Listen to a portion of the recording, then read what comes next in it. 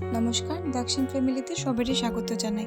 আজকে মার হাতের একটা রান্না কাতলা মাছের কালিয়া সবার সাথে শেয়ার করি। তো মা এদিকে কাতলা মাছটারে আর কি হলুদ আর লবণ দিয়া মানে সরষের তেলের মধ্যে ভাজিয়ে রাখছে। তো সব মাছের ভাজাটা আমি ভিডিও করছি না, তো একটু দেখাইছি। আর এদিকে মৌরি আর জিরা সেম কোয়ান্টিটিতে, যে যতটুকু মানে গ্রেভি অনুযায়ী এটা হইব সেম কোয়ান্টিটিতে নেওয়া হয়েছে। তো এটারে মা মানে শুকনা কড়াইয়ের মধ্যে একটু ভাজি দিয়েছে। এদিকে ভাজাটারে গ্রাইন্ডারের মধ্যে দেওয়া হওয়ার এটারে একটু গ্রাইন্ড করে নেব। তো গ্রাইন্ড করা হয়ে গেছে। এটার মধ্যে এখন মানে কাশ্মীরি যে শুকনা মরিচ কয়েকটা কালারের লিখে দেওয়া হইব 3-4টা, আর কয়েকটা কাঁচা মরিচ চাল অনুযায়ী দেওয়া হইব। তারপর একটু আদা দেওয়া হইব। এটার মধ্যে পেঁয়াজও দেওয়া যাইব, যদি ভালো লাগে তো পেঁয়াজও দিতে পারো তোমরা। আর এটার মধ্যে একটু জল দিয়ে এটার পেস্ট করা হইব। এখন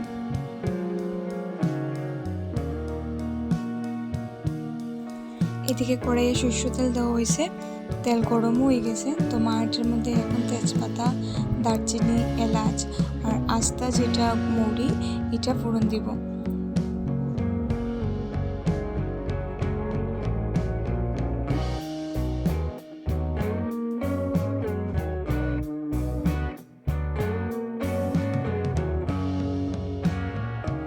এদিকে মা একটা বাটির মধ্যে হলুদের গুঁড়া আর মরিচের গুঁড়া একটু জল দিয়া মিক্সড করে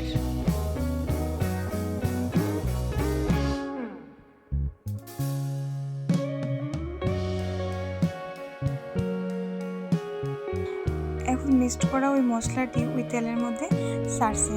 তো মশলাটা এমনি দেওয়া যেত, কিন্তু এমনি দিলে পুরা লাগে যেত আর কি। তার দিকে আমার এটার একটু জল দিয়া মিক্সড করিয়া কড়াইয়া দিছে। এখন আগে যে পেস্ট করছিল জিরা আর মৌরিটা, এই পেস্টটা এটার মধ্যে দিয়ে এটা অনেক সময় একটু কষানো হইব।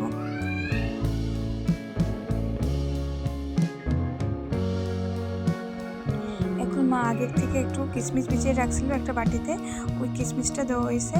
এখন দেওয়া হইব লবণ, স্বাদ অনুযায়ী আর একটু চিনি।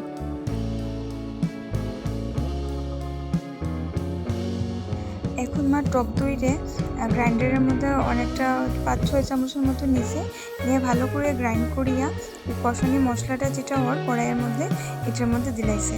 তো এটারে ভালো করিয়া কষাইব যাতে তেলটা বাইর হয়।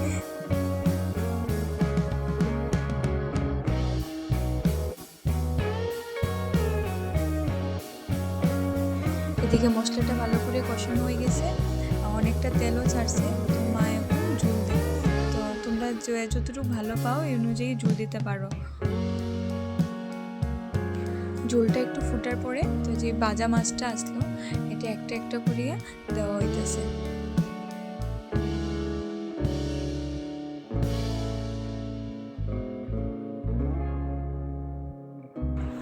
মাছ দেওয়ার পরে আরও 5-10 মিনিট ঝোলটা সিদ্ধ হইলেই আমরা তরকারি রেডি, কাতলা মাছের কালিয়া। তো যারা খাইছো তারা তো জানাই আছে এটা খুব টেস্টি এই রান্নাটা, আর যারা খাইছো না তারা ট্রাই করিয়ে দেখিও, খুব টেস্টি রান্নাটা। যদি আমার এই ভিডিওটা ভালো লাগে তো একটা লাইক, কমেন্ট, সাবস্ক্রাইব আর একটা শেয়ার করে দিও।